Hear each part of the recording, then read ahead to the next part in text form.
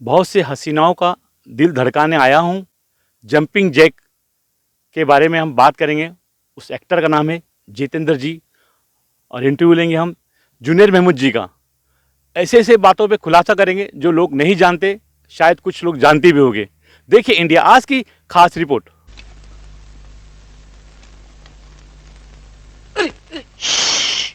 किसी को बताना नहीं, मैं यहाँ छिपी हुई हूँ। कौन हो तुम? मैं मुसीबत में हूँ। मुझे खंडाला जाना है। अगर तुम्हारे भैया को पता चल गया तो मुझे गाड़ी से उतार देंगे। क्या तुम गांव वाली हो? ए मोंटो! किसी को बताओगे नहीं ना? अरे क्या हुआ? कुछ नहीं। भैया, तुम ये नौटंकी वालों के साथ क्यों घूमते हो? मोंटो बंजारों की एक टोली है, उसके सरदार है मीठा लाल तोता। ये टोली गांव गांव जाकर तमाशे करती है। उस मीठा लाल तोता ने मेरी इस तूफान मिल को किराए पे ले रखा। जहां जहां बंजारों का कारवां जाता है मैं भी जाता हूं। तो आजकल वो कारवां खंडाला में रुका हुआ है। यूँ तो हमने कई प्रोग्राम किए, कई स्टोरी की है, फिर उनकी याद आई। आज बात करेंगे जुनैर महमूद जी से, जितेंद्र जी के ऊपर। सर, जितेंद्र जी के साथ आपने कितनी फिल्म की और पहली मुलाकात कैसी हुई, हमारे दर्शकों को आप बताएंगे। इंडियाज़ के देखने सुनने वालों को मेरा सलाम, नमस्कार, सत श्री अकाल। सलाम भाई, बहुत दूर ले आए आप मुझे, और इस मोहब्बत का मैं कोई मुआवजा दे नहीं सकता, क्योंकि मोहब्बत का सिला मोहब्बत से मिलता है। और आप इतनी मोहब्बत देते हैं और फिर उनकी बातें करते हैं जिनको मैं बहुत मोहब्बत करता हूँ, जो मेरे पुराने अजीज़ हैं, हमदर्द हैं, मेरे बहुत अच्छे कलीग्स रहे हैं, बल्कि मैं उनका कलीग रहा हूँ कहना चाहिए मुझे।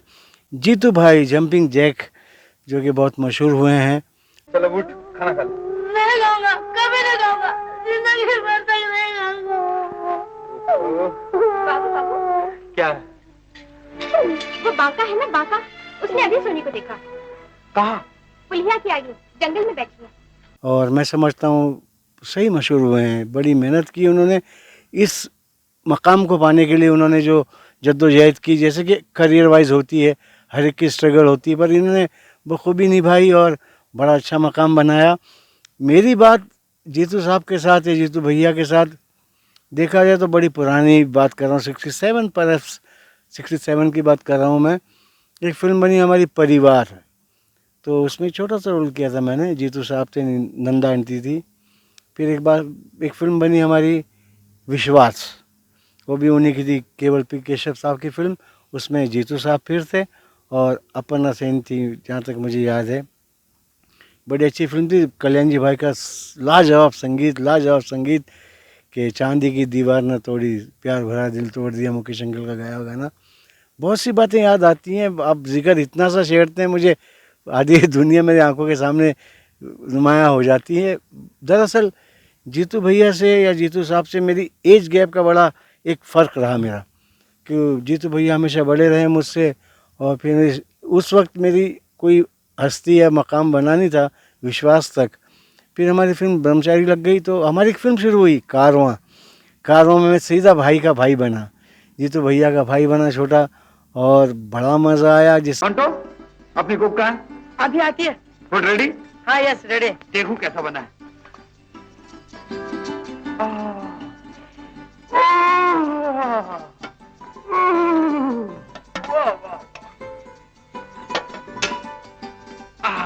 चल मोंटो ले।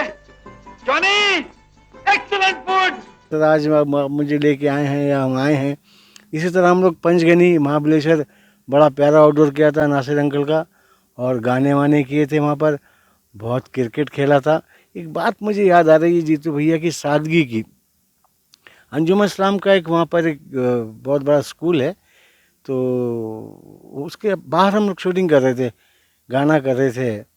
तो लंच टाइम हुआ, जब टॉप सन होता था तो कैमरामैन कहते थे कि टॉप सन हो गया है, तो चेहरे पे बहुत शेडो वेडो आएंगे तो ब्रेक करते हैं। तो ब्रेक हुआ, तो जीतू भैया एक गरीब की कुटिया में, झोपड़ी में, जैसे जैसे कहते हैं, झोपड़ी थी वो, झोपड़ी में ले गए। और तकरीबन 65-70 साल की एक बुढ़िया थी वहाँ, ज़ईफ़ा थी। और जीतू भाई को देख के ऐसे खुशी जैसे कि इनका खोया हुआ बेटा आ गया, जैसे ऐसा ग्रीट किया उनका, इस तरह मुलाकात की उन्होंने। और मैं भी मुंह देखता रह गया। मेरे साथ में शायद मुझे याद है सुरेश भट्ट कोरियोग्राफर भी थे, हम तीनों ही गए थे जहाँ तक मुझे याद है प्रॉपर। तो उनको शायद इन्होंने मेकअप मैन के ज़रिए या किसी के ज़रिए मैसेज भेज दिया होगा कि मैं दोपहर को आऊँगा, तो उन्होंने बाजरे की भाकरी जिसे कहते हैं ना, बाजरे की रोटी और लहसुन और लाल मिर्ची की चटनी बनाई थी। सलाम भाई, वो चीज़ें याद आती हैं तो दिल दुखता है कहीं कहीं, क्योंकि वो मोहब्बत और शफ़क़त खो सी गई है। और जितेंद्र साहब इतना बड़ा आदमी, एक झोपड़े में जाकर बाजरे की रोटी लहसुन की चटनी लाल मिर्ची के साथ हम खाए वाए, तो उन्होंने मोहब्बत से उनके हाथ में इतना बड़ा नोट दिया 100 रुपये का, आपको याद होगा, बड़ा साइज था। आप यकीन कीजिए वो डांटने लगी जीतू भैया को, हे काय पद्धत है तुझी, असं बिल्कुल नको करू, बघ मी रागवीन तुझ्यावर, ऐसे ऐसे। अरे बाप रे, ऐसी मोहब्बत उस गरीब ने जो एक झोपड़े में रहती है, 100 रुपये की अहमियत क्या थी। आप सोचें, आप 69 की एंड की बात कर रहा हूँ, उस वक्त 100 रुपये की अहमियत क्या थी, पर उस औरत की इंसानियत के आगे 100 रुपये क्या थे। आज एहसास हो रहा है कि नहीं, इंसानियत अनमोल है, उसे ख़रीदार तो कोई पैदा हुआ नहीं, ना ही होगा। तो हमें इंसानियत बांटनी चाहिए, आपस में शेयर करनी चाहिए, और जो चीज़ें अच्छी लगे उसे अपनानी चाहिए। तो बचपन से मैंने बहुत कोशिशें की, अब भी कर रहा हूँ कि अच्छाइयाँ अपनाऊँ मैं, पता नहीं कहाँ तक मैं सक्सेसफुल हुआ हूँ। कारवां पिक्चर की बात करें, आपने किस्सा बताया, तो पिक्चर मैंने देखी है। क्लाइमेक्स सीन था, एंडिंग सीन था। जितेंद्र जी आपके कंधे पे, शोल्डर पे खड़े थे और आपने उनको अपने कंधे पे उठाया था। उस टाइम पे आपके के कंधे में कुछ दर्द हुआ था और आपने क्या महसूस किया था, हमारे दर्शकों को बताएंगे। दरअसल बड़ा प्यारा सीक्वेंस था वो, कि एक छोटा भाई बड़े भाई के जज्बे को कैसे मेंटेन करता है, उसके लिए अपनी जान तक देने पे आमादा हो जाता है।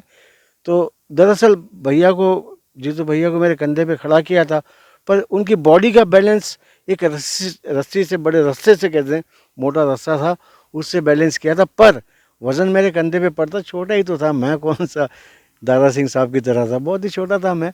अलबत्ता मेरे कंधे पे उन्हें खड़ा किया, और उतरते चढ़ते वक्त ज़्यादा तकलीफ़ होती थी जब उन्हें उतारते थे, चढ़ाते थे, और जब वो उनको होल्ड करते थे, तो मेरे क्लोज़अप के वक्त जब मेरे क्लोज लेते थे तो मुझे पकड़ के पूरे गुस्से में वो मेरे आंखें डबडबाई हुई कुछ। अगर आपको मौका मिले तो वो देखिएगा जो शॉट मैंने कहा आपसे, तो शायद आपको मेरी सारी बातें सच लगे।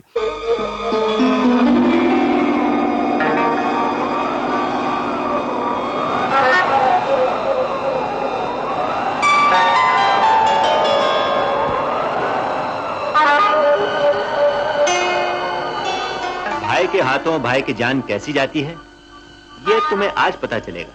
मोंटो, मोंटो, जबान नहीं खोलना, मैं मर जाऊं पर जबान नहीं खोलना। मोंटो, तू अपना हक अदा कर चुका है, छोड़ दे मुझे भैया, छोड़ दे, मुझे मर जाने दे। बड़ा अच्छा सीक्वेंस था, और सबक आमोज इसलिए था कि अपने बड़ों का अदब करना हमारी परंपरा है, हमारी सभ्यता है, हमारे मुल्क का एक कहते हैं ना कि जेवर है ये। पर पता नहीं ये सारी चीज़ें कुछ मिसिंग लग रही है आज की डेट में। बुरा तो लगता है, अगर यूँ देखें तो अपने ख़ानदान में भी बहुत से लोग ऐसे हैं, तो वहाँ से भी बुरा लगता है, औरों के लिए भी बुरा लगता है। अलबत्ता ये कि बातें याद आती। सलाम भाई, मैं दिल से शुक्रिया अदा करता हूँ आपका कि आप कुरेदते हैं मुझे। जितेंद्र के साथ आपने कई फिल्मों में काम किया, 7 से 8 पिक्चर में काम किया। आउट ऑफ जैसे आज हम बाहर आए हैं महाराष्ट्र के अंदर, तो ऐसे कोई किस्सा बताइए, कोई सीन बताइए जो आपने शूटिंग के दौरान उनसे बात किया, कोई किस्सा शेयर किया। नहीं, दरअसल हम पंचगनी की मार्केट में शूटिंग कर रहे थे, तो जीतू भाई की फ़र्ज वगैरह लग गई थी, और बड़ा बूम पीरियड जीतू भैया का, जीतू भैया जीतू भैया। वहाँ पे जो बच्चों ने उन्हें घेरा, वो शॉट के वक्त मुश्किल से एक पासिंग ही थी। हम आशा पारेख जी को ढूंढ रहे हैं, हम सब मिलके, तो मैं जीतू भैया, एक दो आर्टिस्ट और, तो उनको नासिर साहब को पर्टिकुलर एक बाज़ार ही चाहिए था, अपना कंसेप्शन था, उनका नीड थी, रिक्वायरमेंट थी स्क्रिप्ट की। तो ले गए तो वहाँ तो इतने बच्चे, इतनी पब्लिक, बूढ़े, जवान, यंग, सब के सब घेर हुए हैं भैया को, और जीतू भैया का ऑटोग्राफ मांग रहा। उस ज़माने में मोबाइल शोबाइल तो था नहीं, तो ऑटोग्राफ से ही दिल को सुकून मिलता था सबको, अपने चहेते कलाकारों के लिए। तो वहाँ पर वो हुआ, तो कोई और एक्टर होता उस पल कहते हैं ना, उस पल कोई और एक्टर होता शायद झुंझला जाता या गुस्सा करता या प्रोडक्शन वालों को डांट डपट करता, क्या बंदोबस्त है तुम्हारा, क्या तुमने पुलिस नहीं बुलाई या वॉट एवर जो भी चीज़ें होती हैं। पर इनके चेहरे पे कोई शिकन नहीं, सबको मुस्कुरा के बस दे रहे ऑटोग्राफ दे रहे। और फिर ये हुआ, फिर उन्होंने ही बोला उनको, हे बघा मराठी बहुत अच्छी बोलते हैं भैया, तर हे बघा आमचा शॉट चालू आहे, तर आम्हाला सहयोग करा तुम्ही, आणखीन लांब थांबा बरं का, शॉट झाल्यानंतर मी परत येईन। ऐसे करके थोड़ी सी बात की और आप यकीन के थोड़ी सी बात इतनी बड़ी बन गई कि सुकून से खासा सीक्वेंस हो गया हमारा।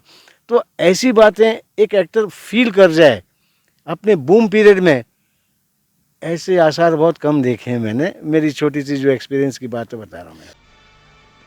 तो फिर शायद किसी दूसरी दुकान में गई होगी, तू वहां जाके देख, मैं इधर जाके देखता हूं, हाँ? जितेंद्र जी के साथ आपने 7 से 8 पिक्चर की है, लेकिन आपने जिस पिक्चर में काम नहीं की, जीतू जी की, आपको कौन सी फिल्म ऐसी अच्छी लगी जो दिल को लुभा गई आपके? जी हाँ, ये अच्छा सवाल है, हमेशा एक ट्विस्ट लाते हैं आप। तो एक फिल्म आई थी परिचय, उनके घर की फिल्म थी और गुलजार साहब ने डायरेक्ट की थी। वो फिल्म में इतने मैच्योर और इतनी अच्छी तरह से इन्होंने परफॉर्म किया, जबकि जंपिंग जैक का इनका इमेज था, उस इमेज को यूं तोड़ा इन्होंने और लोगों ने एक्सेप्ट कर लिया। तो ये सक्सेस की निशानी है, एक कलाकार की अचीवमेंट है, सबसे बड़ा अवार्ड है साहब, कि आप कुछ और करते हुए लोग आपको चाह रहे हैं, पर अचानक आपने एक ऐसी चीज़ कर दी जो वो भी चाहत के करीब आ गई। तो परिचय मेरी निगाह में one of the best film Jeetu भैया की है। हमारी फिल्म इंडस्ट्री में एक जितेंद्र जी ऐसे एक्टर है जिन्होंने हर तरह का रोल किया, डाकू से लेके, जज से लेके, पुलिस से लेके। आप कौन से रोल में उनको ज़्यादा पसंद करते हैं? मैं तो उनको पसंद करता हूँ वो जो उनका मिजाज है, मस्त बहारों का मैं आशिक, क्योंकि इतना हैंडसम, इतना गुड लुकिंग आदमी है और माशाल्लाह आज भी कोई कमी नहीं है उनमें। तो वो इमेज अच्छी है। उनके वारिस पिक्चर देख लें आप, हमारे उस्ताद के साथ, आप ये देख लें, हिम्मत देख लें, तो उसमें वो जो उनका वो पैनापन और जो मज़ा उनके बदन का इस्तेमाल डायरेक्टर ने किया या उनके एलिमेंट्स को सामने लाया, तो और देखने में भी अच्छा लगता है। तो मैं समझता हूँ जीतू जी की जितनी भी फिल्में जिसमें रियल जितेंद्र जी दिखे हैं, वो सारी फिल्में अच्छी हैं। जितेंद्र जी ने कई हीरोइन के साथ काम किया है, आपको उनके साथ कौन सी हीरोइन की जोड़ी अच्छी लगती है? वो तो सभी मुमताज़ जी का नाम लेते हैं, मैं भी मुमताज़ आपा का नाम लूँगा, क्योंकि वाकई में लगता था कि एक हीरो और एक हीरोइन है। तो हीरो भी हैंडसम है, हीरोइन भी माशाल्लाह ब्यूटीफुल है, प्रिटी है, टैलेंटेड है। तो दोनों तीनों चीज़ों का मिश्रण अगर इकट्ठा हो जाए तो वो तो फिर एबिलिटी का एक ज़ख़ीरा हो जाता है वो। जी, तो मुमताज़ आपा नंबर 1। मैंने महबूब स्टूडियो में सदा सुहागन पिक्चर की शूटिंग होते हुए देखा था। लंच टाइम हुआ था, लंच टाइम के ब्रेक के बाद आप और जीतू जी 1 घंटा एक कोने में खड़े के बात कर रहे थे, और आपके ताल्लुकात पिक्चरों में तो देखे अच्छे, लेकिन ऐसे निजी ज़िंदगी में भी बहुत अच्छे हैं। इस पे आप अपने हमारे दर्शकों को बताएं राय अपनी। ऑर्डर पे ऑर्डर देता क्या? जब हमारा आदमी 30 रुपए का बिल लेके पहुंचा तो ये हरामी भाग निकला। अरे तो 30 रुपए के लिए इतने बड़े घर के लड़के को मार डालोगे क्या? मेरे लाल को सांड कहता है, ये ले और मुंह काला कर अपना। रवि का हाथ जला दिया? जलाया थोड़ी ना दीदी, वो तो मैं बिल ही बुझा रहा था, इसी ने बीच में हाथ डाल दिया। चुप रहो। कमीज कहाँ है तुम्हारी? कमीज कितनी गर्मी है ना दीदी। चलो जाओ, कमीज पहन कर आओ, जाओ। देखें सुनने वाले, समझें आप मेरी बात को, इसमें मेरी कोई बड़ाई नहीं है, इसमें बड़ाई जीतू साहब की है कि अगर अपने खाली वक्त में भी अपने छोटे से बात करते हैं या छोटे को इम्पोर्टेंस देते हैं, तो ये उनका खून बोलता है, तमीज़ बोलती है, काबिलियत बोलती है और डेफिनेटली क्वालिफिकेशन भी बोलता है। तो ये उस दौर में मैंने ऑलमोस्ट सभी कलाकारों के साथ, जिन के साथ फीमेल हो या मेल हो, सब ने मुझे जीतू भाई की तरह नवाजा, उतनी मोहब्बत से नवाजा, और मैं समझता हूँ कि बहुत नसीब वाला हूँ मैं। देखें आप कि जो दिग्गज हुए हैं, जिनको मैं सोचता था मैं कभी मिलूँगा, मैं काम कर रहा हूँ। सलाम भाई, कितनी बड़ी दुआओं का तुफैल है मेरे साथ कि जिन को मैं कभी अपने स्कूल बुक के उसमें कवर करते थे, कॉपी वॉपी के फ्रंट पेज पे रखता था या कवर पे रखता था, तो उन सब के साथ मैं काम किया हूँ। मेरे पीछे बहुत दुआएं और मैं उन सब का शुक्रगुजार हूँ। पता नहीं उन तक मेरा ये आपका एपिसोड पहुँचे ना पहुँचे, पर मेरी नीयत, मेरी रूह से ये दुआ है कि मालिक उन्हें उनकी उम्र से ज़्यादा लंबी उम्र दें उनको। जीतू जी की आपको कौन सी ऐसी आदत अदा पसंद आती है, बताइए? जीतू भाई बहुत हैप्पी गो लकी हैं। देखिए आप, वो माहौल को कहते हैं ना मायूस कुन होने देते नहीं हैं। उनके महफिल में कभी भी आपको मायूसी या मनुष्यत नहीं मिलेगी, लाइवली हैं और माहौल के अगर ख़राब भी होगा तो उसको आके निखार देंगे आके। तो ये लाइवलीनेस, उसमें उनके पैसे नहीं बोलते या उनका स्टारडम नहीं बोलता, ये उनका ज़ाती, उनका कैरेक्टर बोलता है। और जीतू भाई बहुत लाइवली हैं और उनका लाइवलीनेस सबको लाइवली कर देता है। फिल्म के अंदर तो कई जैसे प्रेम चोपड़ा जी के साथ उन्होंने काम किया, विलन रहे हैं, राकेश रोशन जी के साथ काम किया, ऋषि कपूर जी के साथ काम किया। हकीकत ज़िंदगी में भी उनके अच्छे दोस्त रहे, तो आप हमारे दर्शकों को बताएं कौन कौन उनके अच्छे जीतू जी के दोस्त हैं। ये तो चार महारथी तो बहुत ही नज़दीक है, सबको पता है, इंडस्ट्री में तो मखसूस तौर पे सबको पता ही है। जीतू भैया, चिंटू मरहूम भाई हमारे, ऋषि कपूर साहब, प्रेम अंकल, प्रेम चोपड़ा, एक मरहूम सुजीत कुमार इनमें से मिसिंग है जो पहले से गुजर गए थे, और राकेश रोशन जी। तो वो दो कम करते हैं आप तो फिर अभी तो हैं ही माशाल्लाह, अल्लाह इनकी उम्र दराज करे। बड़ा प्यार है इनमें।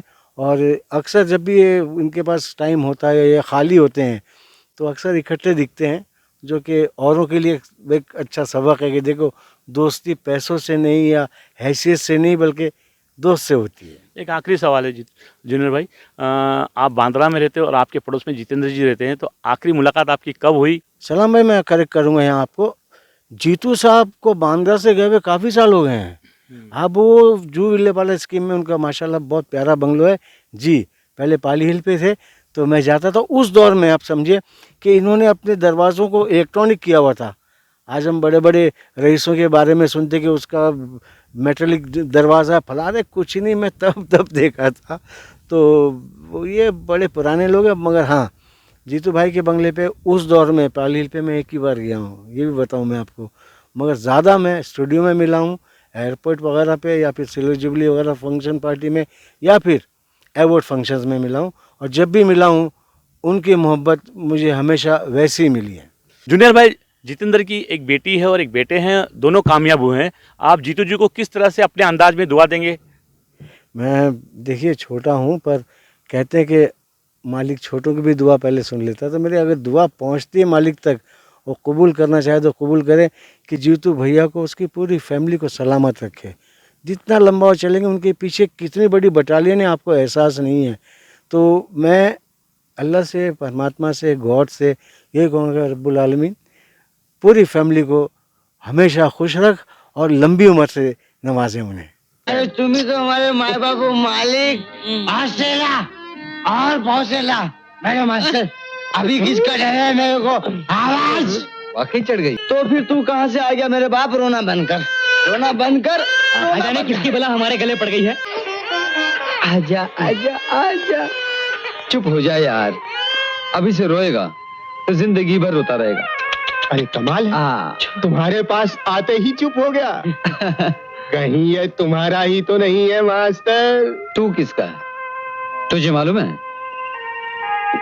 इस दुनिया में सबका एक ही बाप है, ऊपर वाला। जूनियर भाई ने जितेंद्र जी को दिल से याद किया है और आज हमारे साथ माँ बोलेश्वर में आए हैं जितेंद्र जी के ऊपर बात करने के लिए। ये हमारे लिए और इंडिया आज के लिए बहुत बड़ी बात है। इस तरह से आगे भी हम जूनियर मेमू जी को घेरा करेंगे और कई कलाकार के बारे में बात करेंगे। आप जो भी सुझाव है इंडिया आज के माध्यम से आप हमें सुझाव दें, ताकि हम जूनियर मेमू जी से राय मशवरा करें। इंडिया आज देखते रहिए और हमें मशवरा देने की कोशिश कीजिए। मैं इंडिया आज के लिए सलाम काजी।